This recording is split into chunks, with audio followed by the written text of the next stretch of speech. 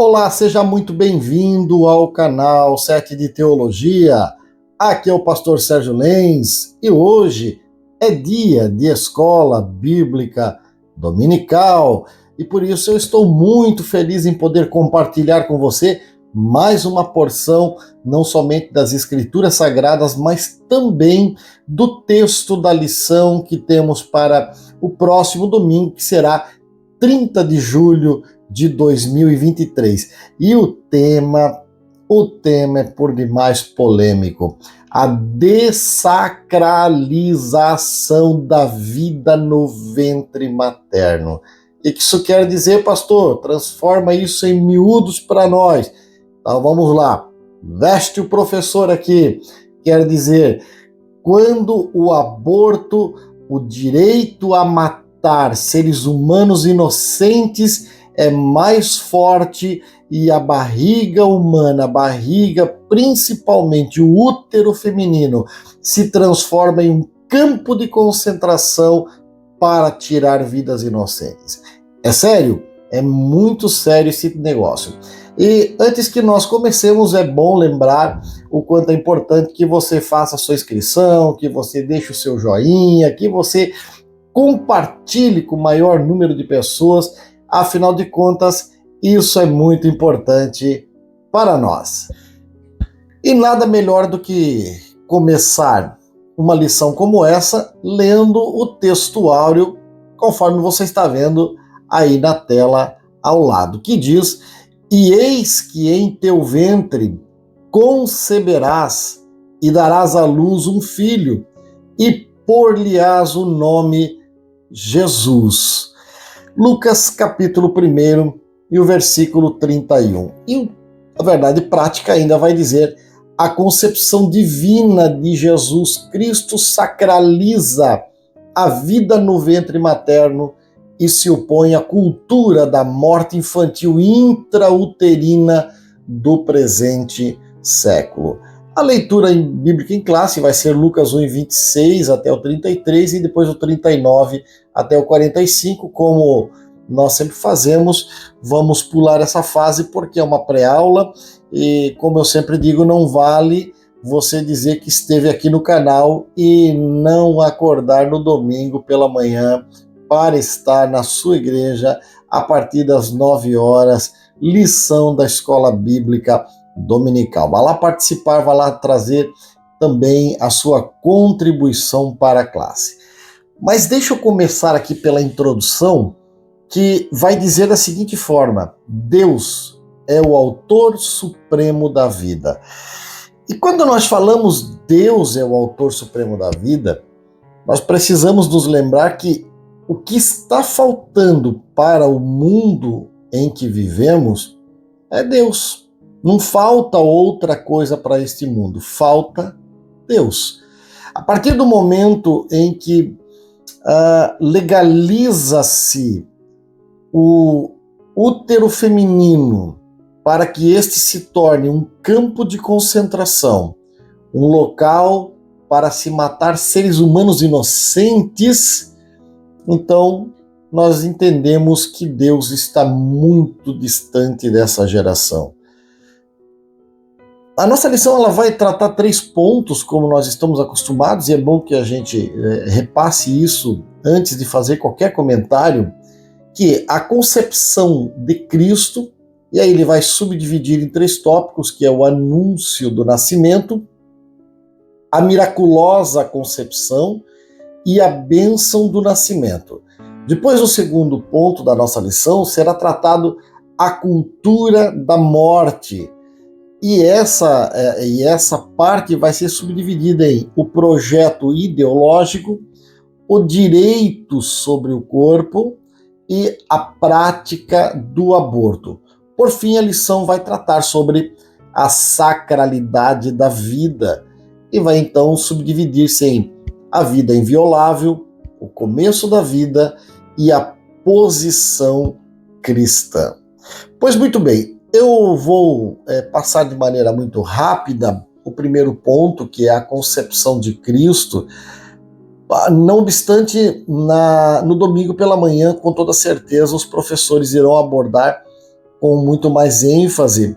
Afinal de contas, Cristo é o grande modelo a ser seguido em todas as coisas. E, inclusive, na discussão acerca do aborto, é muito importante que se trate acerca disso, porque se pensarmos em Maria, uma moça virgem, que recebe uma visita angelical, que tem tudo para ser morta por apedrejamento, por suspeita de adultério ou de fornicação, como jovem que era, ainda não consumado o seu casamento, ela tinha tudo para ser morta. Então, a partir do momento em que o anjo anuncia que ela estaria grávida, com certeza, como mulher que era, ela sabia que alguma coisa havia acontecido no seu corpo. Nas semanas subsequentes, isso começa a influenciar uma série de transformações, porque são fases da gravidez, e ela então entendeu que ela teria que fazer alguma coisa. Na regra da sociedade atual, provavelmente ela teria atentado contra a própria vida, porque se ela não o fizesse, aquela sociedade o teria feito. Ela sabia disso, eram as regras do jogo naqueles dias. Mas veja, Maria, ela espera no Senhor, ela confia no Senhor, e aqui está o segredo. Uma vida que confia em Deus, ela entenderá que Deus tem uma saída, um escape, uma solução para todas as coisas. Bom, isso aí vai ser tratado então no anúncio do nascimento, na miraculosa concepção e na bênção do nascimento. Jesus então vem para ser o abençoador de todos os povos, de todas as nações, e sabemos aí o que aconteceu através da vida de Jesus. Hoje temos a salvação e temos acesso às mansões celestiais. Pois muito bem, aí a nossa lição ela vai tratar no ponto 2 a cultura da morte. E é aqui que nós vamos tratar o cerne do problema do século XXI, especificamente, até porque nós não estamos mais vivendo nos séculos anteriores, vivemos na nossa realidade, então vamos sempre tratar da nossa realidade. O projeto ideológico ele vai começar falando que a cultura da morte é um conjunto de ideias que visa modificar o conceito bíblico da vida. É interessante que esta geração é uma geração totalmente avessa àquilo que é normal, porque é uma geração que assina abaixo assinado para não matarem os papagaios que estão sendo destruídos, os seus ninhos lá no meio da floresta amazônica, que assina abaixo assinado para não destruírem as enseadas dos oceanos aonde tem a reprodução das tartarugas, mas que se recusa a assinar qualquer baixo assinado contra o aborto. Assinado pela preservação do meio ambiente é contra o consumo de ovos silvestres. Tem um outro aqui, você topa assinar também? Ele é contra o aborto, que o governo atual tirou o Brasil da Declaração Internacional contra o Aborto. Não vou assinar, não. Não vai assinar? Algumas pessoas valorizam mais a vida de animais do que a vida de seres humanos. Eu resolvi provar isso com um teste social pelas ruas de São Paulo, provando que algumas pessoas estão dispostas a proteger ovos de pássaros, mas que não defendem a vida humana na questão do aborto. Fala pessoal, tudo bem? Vocês topam assinar um abaixo assinado pela preservação do meio ambiente? Vamos, posso fazer sim. É só assinar. É contra o consumo de ovos silvestres, para não extinguir as aves raras que a gente tem no país. Tá bom. Contra o consumo de ovos silvestres, porque estão extinguindo as aves por conta desse consumo, né? O ovo vira tipo uma especiaria, sabe? Que absurdo. Absurdo, né? Toda a vida importa, né, cara? Eu acho. É contra o quê? O consumo de ovos silvestres. Não, assim sim, pra todos. Pela preservação das aves e tal. Tem um outro aqui, moça, que é contra o aborto, porque o governo atual tirou o Brasil da Organização Internacional contra o Aborto e a gente é a favor da vida, então a gente também tá coletando assinatura. Topa assinar?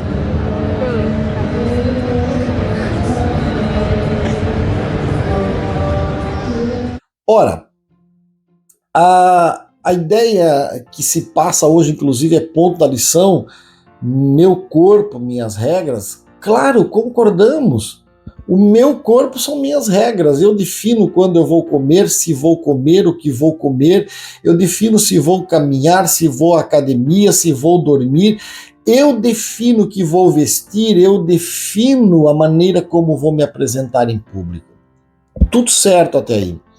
Mas o problema da nossa geração são as narrativas, o jogo de narrativa.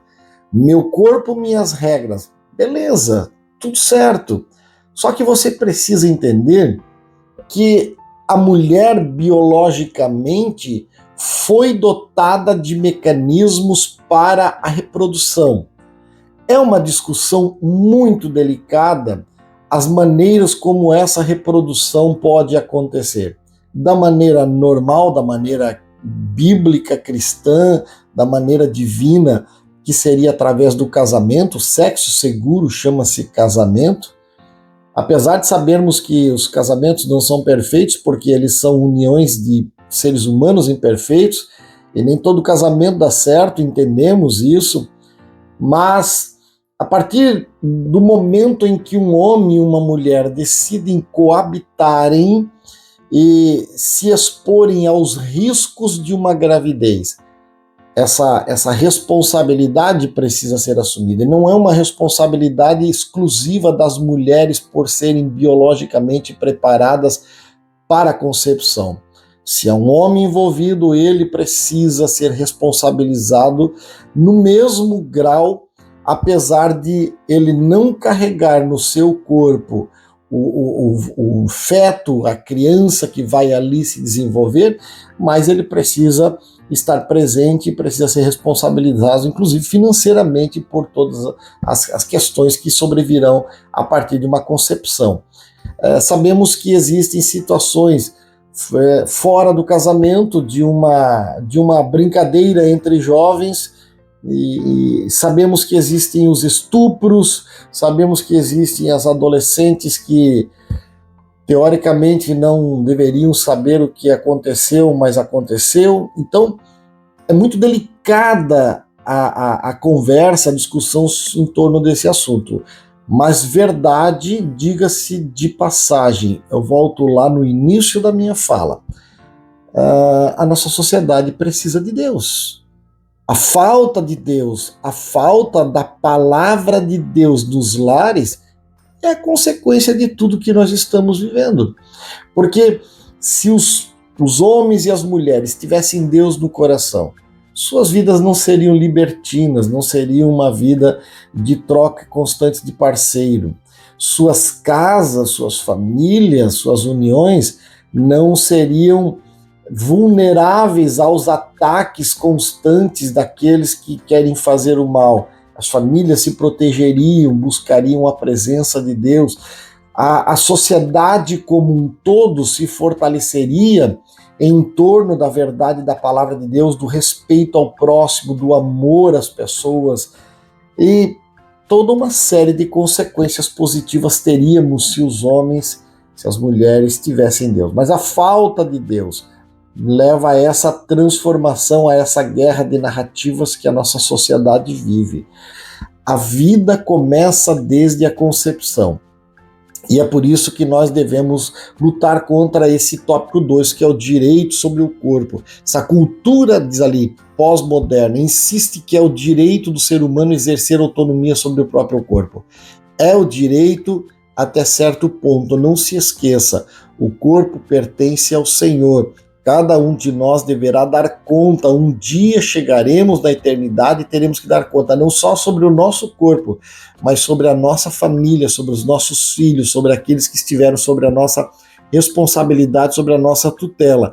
As Escrituras asseveram que o corpo deve ser nutrido e respeitado, que embora livre, o ser humano não tem o direito de profanar o seu corpo, e que a vida só tem sentido quando está sob o domínio de Cristo. Uma vida sem o domínio de Cristo não tem sentido, é uma vida que está sem rumo. A prática do aborto, então, subtópico 3, o aborto é a interrupção do nascimento por meio da morte do embrião ou do feto. É o ato de descontinuação à gestação do ser vivo. Eu fico, respeitadas as proporções, levantando uma questão. Se a mulher tem o direito de matar uma criança inocente que está se desenvolvendo ali no seu corpo, por que o pai e a mãe não têm o mesmo direito de tirar a vida dos seus filhos que já andam, falam e estão lhe dando trabalho? Por que que o policial não tem direito de tirar a vida do bandido que ele já prendeu pela 15ª vez e que está dando trabalho à sociedade? Por que que o governo não tem direito de tirar a vida do cidadão que não vota nele?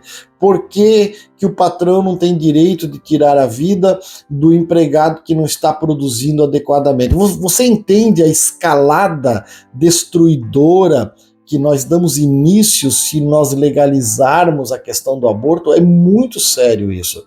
Se uma mulher tem direito de tirar a vida de um embrião inocente e indefeso que está desenvolvendo-se dentro dela, qualquer um tem direito de tirar a vida de qualquer pessoa que está dentro da sua área de segurança, da sua casa, da sua empresa, do seu governo, da sua cidade, do seu bairro, enfim.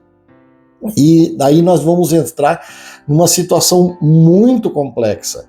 Então, como eu disse, é uma situação, uma discussão delicada que precisa ser trabalhada, mas não é simplesmente matando que vamos chegar a algum lugar. Bom, como eu disse, a sociedade das narrativas ela é tão complexa que nós discutimos aí, por exemplo, que uma criança de 17 anos e 10 meses não pode ser responsabilizada por um assassinato, mas uma criança de 4 anos de idade pode definir que quer mudar de sexo. Então é um negócio muito complexo essa sociedade que vivemos.